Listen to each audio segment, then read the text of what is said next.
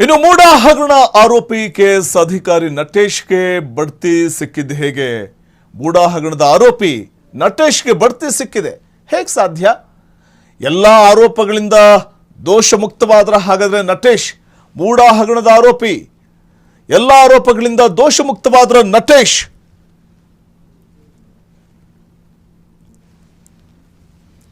ಮೂಡ site ಹಗರಣದ ಪ್ರಮುಖ ಆರೋಪಿಯಾಗಿದ್ದ ನಟೇಶ್ ಅಕ್ರಮ ನಿವೇಶನ ಹಂಚಿಕೆ ಪ್ರಕರಣದಲ್ಲಿ ಸಸ್ಪೆಂಡ್ ಆಗಿದ್ದ ಕೆಎಸ್ ಅಧಿಕಾರಿ ನಟೇಶ್ ಮೇಲೆ ಈ ಹಿಂದೆ ಇಡಿ ಅಧಿಕಾರಿಗಳು ದಾಳಿ ನಡೆಸ್ತಾರೆ. ಮೂಡ ಆಯುಕ್ತರಾಗಿದ್ದ ವೇಳೆ ಮಾಡಬಾರದ ಕೆಲಸ ಮಾಡಿದ್ದ ಇದೇ ನಟೇಶ್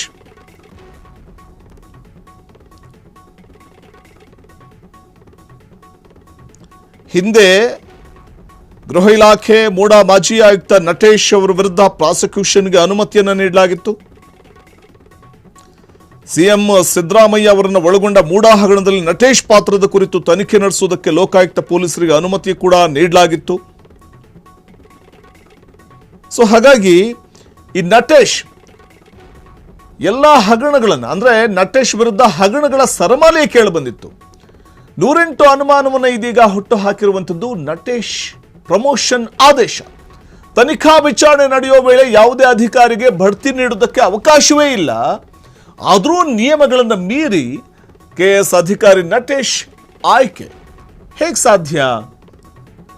ಮೂಡ ಹಗರಣದ ಪ್ರಮುಖ ಆರೋಪಿ ಈ ನಟೇಶ್, ಕೆಎಸ್ ಅಧಿಕಾರಿ ನಟೇಶ್ಗೆ ಬಡ್ತಿ ಸಿಕ್ಕಿದಾದ್ರೂ ಹೇಗೆ? ಎಲ್ಲ ಆರೋಪಗಳಿಂದ ದೋಷ ಮುಕ್ತವಾದ್ರ ಹಾಗಾದ್ರೆ ನಟೇಶ್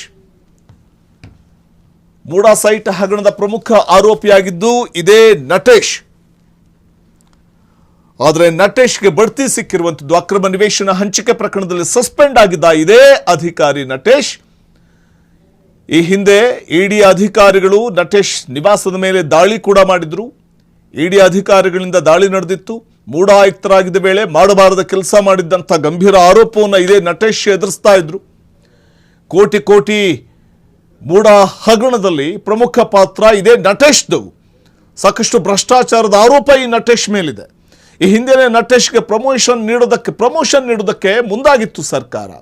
ಆಗ ಭಾರಿ ವಿರೋಧದಿಂದ ನಟೇಶ್ಗೆ ಪ್ರಮೋಷನ್ ತಡೆ ನೀಡಿದಂಥ ಸರ್ಕಾರ ಈಗ ಸಿಎಂ ಸಿದ್ದರಾಮಯ್ಯ ಕಟ್ಟ ಬೆಂಬಲಿಗಾಗಿರುವ ಕೆಎಸ್ ಅಧಿಕಾರಿ ನಟೇಶ್ಗೆ ಬಡ್ತಿಯನ್ನ ಕೊಟ್ಟಿರುವಂಥದ್ದು ಯಾಕೆ? ಎಲ್ಲ ಹಗರಣಗಳನ್ನು ಬದಿಗೊತ್ತಿ ಬಡ್ತಿ ಭಾಗ್ಯವನ್ನ DPAR ನೀಡಿರುವಂಥದ್ದು 108 ಅನುಮಾನವನ್ನ ಹುಟ್ಟು ಹಾಕ್ತಾ ಇದೆ ನಟೇಶ್ ಪ್ರಮೋಷನ್ ವಿಚಾರ.